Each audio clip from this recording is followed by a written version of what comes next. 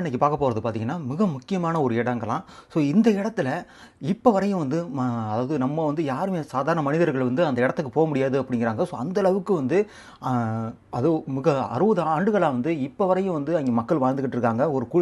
ஒரு பழங்குடியின மக்கள் வாழ்ந்துக்கிட்டு இருக்காங்க அப்படின்னு சொல்கிறாங்கங்க. ஸோ ஏன்னா உலகத்திலேயே வந்து ரொம்ப பழமையான ஒரு பழங்குடியின மக்கள்னால் இவங்க தான் அப்படிங்கிறாங்க. ஸோ அது மட்டும் இல்லாமல் இவங்க வந்து விவசாயம் இப்போ வரையும் விவசாயம் பண்ணி சாப்பிட்றது கிடையாது. இவங்க வந்து ஃபுல்லாமே வந்து வேட்டையாடி தான் அந்த அதாவது விலங்குகளாக இருக்கட்டும், மீனாக இருக்கட்டும், இதெல்லாம் பிடிச்சி தான் வந்து இவங்க சாப்பிட்டுக்கிட்டு வாழ்ந்துக்கிட்டு இருக்காங்க அப்படிங்கிறாங்க. ஸோ இப்போ வரையும் வந்து எவ்வளோதோ வந்து மாடர்ன் டெக்னாலஜியெல்லாம் வந்து வளர்ந்துக்கிட்டு இருக்குது. ஸோ இப்படி இருக்கிற இந்த காலத்தில் இப்போ வரையும் வந்து அவங்களுக்கு எந்த விதமான உலக தொடர்பு இல்லாமையே வந்து வாழ்ந்துக்கிட்டு இருக்காங்க. ஸோ அப்படிப்பட்டவங்களை பற்றி தான் நம்ம இந்த வீடியோவில் பார்க்க போகிறோம்.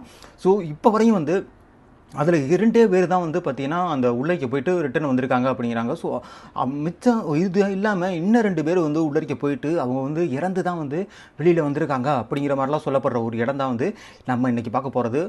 இந்த இடம் என்ன இடம்னு பார்த்தீங்கன்னாக்கா வேறு எதுவும் இல்லைங்க, நம்ம இந்தியாவில் உள்ள, அதாவது இதுக்கு முன்னாடி வந்து பிரிட்டிஷில் இருந்து அதுக்கப்புறம் பிரிட்டிஷ்காரங்க போயிட்டு அதுக்கப்புறம் நம்ம இந்தியா வந்து 1947 வந்து சுதந்திரம் அடைஞ்சதுக்கப்புறம் நம்ம இந்தியாவுக்கு கிடைச்ச இந்த இடம் வந்து பார்த்தீங்கன்னாக்கா நார்த் சென்டினல் ஐஸ்லாண்ட். ஸோ நம்ம இன்றைக்கி பார்க்க போகிறது பார்த்தீங்கன்னா நார்த் சென்டினல் ஐஸ்லாண்டை பற்றி தான் நம்ம இன்றைக்கி பார்க்க போகிறோங்க. எல்லாருக்கும் வணக்கம், நாங்கள் ஆனந்த் பாலா. வாங்க வீடியோக்குள்ளே போகலாம். ஸோ நம்ம இன்றைக்கி பார்க்க போகிறது இந்தியாவில் இப்போ வரையும் வந்து யாருமே வந்து உள்ளரிக்க போகக்கூடாது அப்படிங்கிற மாதிரி உலகத்திலேயே வந்து ரொம்ப பழமையான ஒரு இடம் அப்படிங்கலாம். 60,000 ஆண்டுகளுக்கு முன்னாடியே வந்து மக்கள் வாழ்ந்துக்கிட்டு இருக்காங்க. இப்போ வரையும் வந்து மக்கள் வந்து இங்கே வந்து வாழ்ந்துக்கிட்டு இருக்காங்க அப்படிங்கிறாங்க. அவங்க வந்து பார்த்திங்கன்னா எந்த விதமான விவசாயம் எதுவுமே பண்ணுறது கிடையாது. அவங்க எல்லாமே வந்து வேட்டையாடி போய் அந்த மாதிரி வந்து சாப்பிட்றது தான் அவங்க பழக்கமாக வந்து வச்சுருக்காங்க அப்படிங்கிறாங்க. வந்து இந்தியா வந்து இதை வந்து இப்போ வரையும் வந்து யாரும் மக்கள் வந்து அனுமதிக்கிறதுக்கோ அதெல்லாம் எல்லாமே வந்து டூரிஸ்ட் பிளேஸாவோ மாற்றாமல் இப்போ வரையும் இருந்துகிட்டு இருக்காங்க. ஸோ ஏன்னா இதுக்கு முன்னாடி வந்து பழைய நம்ம இதில் வந்து நம்ம இந்தியாவில் நிறைய தீவுகள் இருக்குது. ஸோ ஒவ்வொரு தீவுகளுக்கும் இது வந்து பார்த்திங்கன்னா நம்ம அந்தமான் நிக்கோபார் தீவு இதில் வந்து கொஞ்சம் தூரத்தில் தான் வந்து தீவு அமைஞ்சிருக்கு அப்படிங்கிறாங்க. ஸோ இதுக்குனால வந்து இப்போ வரையும் நம்மளோட ஆர்மியாக இருக்கட்டும், நம்மளோட கப்பல் படையாக இருக்கட்டும், எல்லாமே வந்து அந்த தீவுலேருந்து 9 கிலோமீட்டர் தூரத்துக்கு அப்போலாம் வந்து பார்த்திங்கனாக்கா ரோந்து பணியில் எப்போவுமே இருந்துக்கிட்டு இருப்பாங்களாம். ஸோ ஏன்னாக்கா யாருமே வந்து தவறி உள்ளே அந்த தீவு பக்கத்தில் போயிடக்கூடாது. ஏன்னா தீவுக்குள்ளே போனால் தான் உங்களுக்கு வந்து ஆபத்துன்னு நினைக்கலாம். அப்படி கிடையாதுங்க.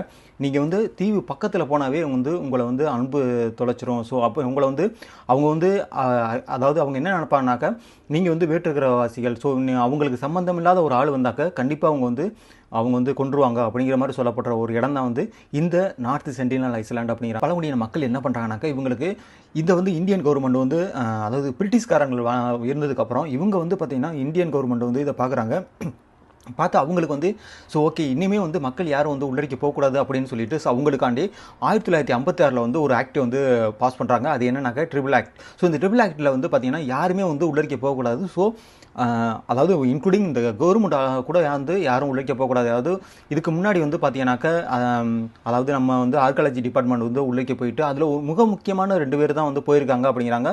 அதில் ஒரு பெண் வந்து உள்ளரிக்க போயிட்டு அவங்க வந்து ரிட்டர்ன் வந்திருக்காங்க சொல்கிறாங்க. ஸோ அதை பற்றி நம்ம பின்னாடி பார்க்கலாம்.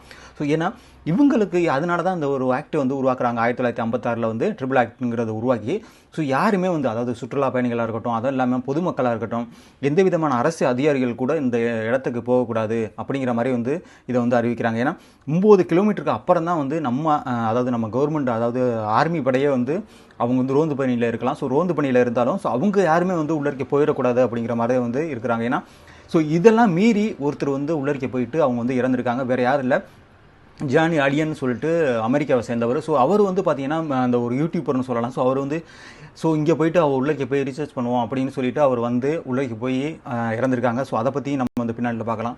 ஸோ இதெல்லாம் வந்து இந்த இதில் நடந்திருக்கு. ஸோ இந்த பழங்குடியின மக்கள் வந்து பார்த்தீங்கன்னாக்கா அவங்களோட மெயினே வந்து என்னென்ன சாப்பிடுவாங்க அப்படின்னு பார்த்தோன்னா அங்கே உள்ள விலங்குகளாக இருக்கட்டும், மானாக இருக்கட்டும், இந்த மாதிரி வந்து பிடிச்சி சாப்பிடுவாங்களாம். எந்த விதமான விவசாயம் எதுவுமே இருக்காது அப்படிங்கிறாங்க. ஸோ அது மட்டும் இல்லாமல் பக்கத்தில் உள்ள மீன்களை வந்து பிடிச்சி ஸோ அவங்க அதையும் வந்து சாப்பிட்றது மாதிரி சொல்கிறாங்க. ஸோ இது வந்து மக்கள் தொகை வந்து இப்போ வரையும் வந்து கணக்கெடுத்ததில் 500 பேர் தான் வந்து இந்த பழங்குடியின மக்களில் இருக்கிறாங்க. ஏன்னா அது பக்கத்தில் வந்து நிறைய தீவுகள் இருக்குது. ஸோ மற்ற தீவுகளில் இருக்கிற மக்களுக்கும் இவங்களுக்கும் உள்ளான தொடர்பு வந்து ரொம்ப கம்மின்னு தான் சொல்கிறாங்க. ஏன்னா இவங்க பேசுகிற லாங்குவேஜும் அவங்க பேசுகிற லாங்குவேஜும் வந்து டோட்டலி டிஃப்ரெண்ட் அப்படிங்கிறாங்க. ஸோ அதனாலே வந்து அவங்களுக்கும் இவங்களுக்கும் உள்ள தொடர்பு வந்து ரொம்ப கம்மி அப்படிங்கிற மாதிரி சொல்ல மெயின். இன்னொரு விஷயம் வந்து மெயினாக பார்க்கப்படுது. ஏன்னா சோழர் காலத்திலேயே வந்து இவங்களுக்கும் சோழர்களுக்கும் ஒரு தொடர்பு இருக்கிற மாதிரி வந்து சொல்லப்படுறாங்க. ஏன்னா நம்ம தஞ்சை பெரிய கோயிலேயே வந்து இவங்களுக்கு உண்டான ஒரு சிலைகள்லாம் வந்து அங்கே இருக்குது அப்படிங்கிறாங்க. ஏன்னா அந்த கோயிலே வந்து பார்த்தீங்கன்னா ஒரு வடிவமைச்சிருப்பாங்க. ஸோ இந்த ட்ரைபல் பீப்புள், அதாவது பழங்குடியினர்கள் மாதிரியே வந்து அங்கே வந்து ஒரு படங்கள்லாம் வந்து ஒரு சிலைகள்லாம் வந்து இருக்குது அப்படிங்கிறாங்க. ஏன்னா அப்போவே வந்து உங்களுக்கும் ஏதாவது தொடர்பு இருந்திருக்குமோ அப்படிங்கிற மாதிரி வந்து பேசப்படுறாங்க. ஸோ 1867 தான் வந்து இவங்க வந்து, அதாவது இந்த பழங்குடியின மக்கள் வந்து இங்கே வாழ்ந்துக்கிட்டு இருக்காங்க அப்படிங்கிற மாதிரி அறியப்படுறாங்க. ஏன்னா அந்த டயத்தில் வந்து அதாவது ஃப்ரெண்ட்ஸ் வந்து ஒரு கப்பல் வருது. ஸோ கப்பல் வந்து அவங்க எந்த விதமான ஒரு மிஷின் ஃபெயிலியர் ஆகி அங்கே நிற்கிறாங்க. ஸோ நிற்கும் போது அப்போ பார்த்தீங்கன்னா அதிகமான அன்புகள் வந்து அவங்க அந்த சென்டினல் ஐஸ்லேண்ட்லேருந்து அவங்க அந்த ஷிப்பை நோக்கி வருது. ஸோ இதை பார்த்துட்டு அவங்க உடனே வந்து அங்கேருந்து எடுத்து கிளம்பிடுறாங்க. அவங்கள வந்து ரெஸ்கியூ பண்ணி எடுக்க போயிடுறாங்க. ஸோ அதுக்கப்புறம் தான் வந்து இது வந்து அங்கே உள்ள ஆர்டிக்கலில் வந்து எழுதப்படுது. ஸோ எழுதும்போது தான் என்ன சொல்கிறாங்கனாக்கா, இங்கே வந்து யாரோ மனிதர்கள் இருக்காங்க. ஸோ அவங்களுக்கு வந்து எந்த விதமான அதாவது வேற்று மனிதர்கள் வந்தாக்கா அவங்கள வந்து இமீடியட்டாக வந்து அம்பு விட்டு அவங்கள வந்து சாகடிக்கிறதா. ஏன்னா அவங்களுக்கு வந்து அவங்களோட பாதுகாப்பை வந்து உறுதிப்படுத்துறதுக்காண்டி இந்த மாதிரி பண்ணுறாங்க அப்படிங்கிற மாதிரி எல்லாம் வந்து அந்த இடத்துல சொல்கிறாங்க. ஸோ அதுக்கப்புறம் வந்து நம்ம தெரியும், நம்மளோட இந்தியா வந்து 300 ஆண்டுகளுக்கு மேலாக நம்ம அதாவது பிரிட்டிஷ்காரங்க வந்து நம்ம இந்தியா வாழ்ந்தாங்க. ஸோ ஆண்டுகிட்டு இருக்கும்போதும் இவங்க வந்து அந்தமான் நிக்கோபார் தீவாக இருக்கட்டும், இது எல்லாமே வந்து அவங்களோட கட்டுப்பாடில் இருந்தது. ஸோ அந்த கட்டுப்பாடில் இருக்கும்போது அவங்க என்ன பண்ணுறாங்கன்னா அந்த இடத்த வந்து கேப்சர் பண்ணுறதுக்காண்டி ஸோ உள்ளரிக்க போய் பார்க்கலாம் அப்படிங்கிற மாதிரி வந்து முயற்சி பண்ணுறாங்கனாக்கா மெயினாக அதுலேருந்து ஒரு 6 பேரை வந்து, அதாவது அந்த ட்ரைபல் பீப்புளை வந்து 6 பேரை வந்து மட்டும் அவங்க வந்து அதாவது தெரியாமல் வந்து கடத்திட்டு வந்துடுறாங்க. ஸோ கடத்திட்டு வந்து அவங்க அதாவது நம்ம மாடர்ன் டெக்னாலஜி இருக்குது பார்த்தீங்களா, ஸோ அங்கே வந்து வச்சு அவங்களுக்கு வந்து நல்ல வசதி கொடுப்போம். ஸோ அவங்க கொடுத்துட்டோம்னா அதுக்கப்புறம் நம்ம வந்து அவங்கள வச்சு உள்ளரிக்க போயிடலாம் அப்படின்னு வந்து பிரிட்டிஷ்காரர்கள் வந்து அவங்க நினைக்கிறாங்க. ஸோ ஆனால் அதில் வந்து அவங்க ஒரு தப்பு கணக்கு போட்டான்னு நினைக்கிறான். ஆனால் அவங்க வந்த 6 பேர்லையும் வந்து 2 பேர் வந்து அங்கே உள்ள ஒரு என்விரான்மெண்டல் அவங்களுக்குள்ள உள்ள உணவு முறைகள் இது எதுவுமே செட் ஆகாமல் அவங்க 2 பேர் வந்து இறந்து போயிடுறாங்க. ஸோ மிச்சம் 4 பேர் தான் இருக்கிறாங்க. ஸோ அதுக்கப்புறம் தான் வந்து பிரிட்டிஷ்காரங்க வந்து ரியலைஸ் பண்ணுறாங்க. ஸோ இனிமே வந்து இவங்களை வச்சிருந்தா இவங்களும் வந்து இறந்துருவாங்க அப்படின்னு சொல்லிட்டு இமிடியேட்டாக இவங்க 4 பேரையும் வந்து அதாவது எங்கேருந்து கடத்திட்டு வந்தாங்களோ ஸோ அதே இடத்துக்கு கொண்ட விட்டுட்டு வந்துடுறாங்க. ஸோ அதுதான் வந்து அந்த டயத்தில் நடந்தது. அதுக்கப்புறம் வந்து பிரிட்டிஷ்காரங்களும் வந்து யாருமே வந்து அங்கே போகக்கூடாது அப்படிங்கிற மாதிரி வந்து அவங்க வந்து ஒரு ஆணையை வந்து அறிவிக்கிறாங்க. ஸோ அதுக்கப்புறம் யாருமே வந்து அந்த சைடு போகிறது கிடையாது. அதுக்கப்புறம் நம்ம இந்தியா வந்து 1947 வந்து விடுதலை அடைகிறாங்க. ஸோ விடுதலை சுதந்திரம் அடைஞ்சதுக்கப்புறம் அப்போ என்ன பண்ணாங்கனாக்கா அதாவது இந்தியா என்ன பண்ணுறாங்கன்னா, ஓகே இந்த தீவில் என்னென்ன இருக்குது அப்படிங்கிறத வந்து ஆராய்ச்சி பண்ணுறதுக்காண்டி ஒரு ஆர்காலஜி டீமை வந்து உருவாக்குறாங்க. ஸோ அந்த ஆர்காலஜி டீம் என்ன பண்ணுறாங்கன்னா, அவங்க இமீடியட்டாக வந்து அங்கே போகிறாங்க, அந்த லொக்கேஷன் போகிறாங்க. போயிட்டு அவங்க செக் பண்ண போகும்போது அங்கேருந்து அவங்க பக்கத்தில் அந்த தீவு நெருங்க அவங்களுக்கு மிகப்பெரிய ஒரு ஆபத்து காத்திருக்கு. வேறு என்ன ஒன்றும் இல்லை, அவங்க எப்படி முன்னாடி வந்து ஒரு பிரெஞ்சு கப்பலை வந்து தாக்குனாங்களோ அதே சேம் பேட்டர்ன்லேயே வந்து இவங்களையும் வந்து தாக்க ஆரம்பிக்கிறாங்க. ஸோ தாக்க ஆரம்பித்தவொடனே இமீடியட்டாக அந்த இடத்துல வந்து இவங்க வந்து கிளம்பிட்டு அதுக்கப்புறம் இந்தியன் கவர்மெண்ட் 1956 ஒரு ஆக்ட் உருவாக்குறாங்க, இந்த ட்ரிபிள் ஆக்ட்டுங்கிறது. ஸோ யாருமே வந்து இங்கே வந்து யாரும் போகக்கூடாது, அதாவது டூரிஸ்ட் பிளேஸ் கிடையாது, எதுவுமே இல்லைன்னு இந்தியன் கவர்மெண்ட் வந்து அதை வந்து தடை செய்யப்பட்ட பகுதியாக வந்து அறிவிக்கிறாங்க. ஸோ அதுக்கப்புறம் என்ன பண்ணுறாங்கனாக்கா, இப்போ ரீசெண்டாக வந்து 1991 அதுக்கப்புறம் ஒரு ஆர்காலஜி டீம் வந்து உருவாக்குறாங்க. ஸோ அந்த டீம் வந்து போகிறாங்க. அதில் போனவங்க தான் வந்து பார்த்தீங்கன்னா ஒரு பெண். ஸோ இவங்க மட்டும்தான் வந்து அந்த உலகத்திலேயே வந்து இவங்க மட்டும்தான் அந்த தீவுக்கு போயிட்டு ரிட்டர்ன் உயிரோட திரும்பி வந்தவங்க அப்படிங்கிற மாதிரி சொல்கிறாங்க. பேர் என்னென்னு பார்த்தீங்கன்னாக்கா மதுபாலா. ஸோ இந்த மதுபாலாங்கிறவங்க பெண் தான் வந்து, ஏன்னா எப்படி இவங்க போனாங்கன்னு பார்த்தீங்கன்னா, இவங்க பக்கத்தில் போகும்போது இவங்க 1 by 1 வந்து ஒரு தேங்காயை வந்து அதில் விட்ட மாதிரி சொல்கிறாங்க. ஸோ இன்னொன்று அவங்க வந்து ட்ரைபல் பீப்புள் வந்து எடுத்துகிட்டு இருக்கும்போது இவங்க அதாவது அவங்க லாங்குவேஜில் வந்து பேசியிருக்காங்க. இவங்களுக்கு ஒரு சில லாங்குவேஜெல்லாம் வந்து கற்றுக்கிட்டு ஸோ அந்த ட்ரைபல் பீப்புள் எப்படி பேசுவாங்களோ அதே மாதிரி பேசுகிறாங்க. பேசும்போது அவங்களும் வந்து ரியலைஸ் பண்ணி ஓகே, அதுக்கப்புறம் வந்து இந்த பெண்ணு மட்டும்தான் உள்ளே வந்து அந்த ஐஸ்லாண்டுக்குள்ளே போயிருக்காங்க. போயிட்டு ரிட்டன் மறுபடியும் வந்து வெளியில் வந்திருக்காங்க அப்படிங்கிற மாதிரி சொல்கிறாங்க. உயிரோட ரிட்டன் வந்ததில் இந்த பெண் மட்டும்தான் அப்படிங்கிற மாதிரி சொல்லப்படுது.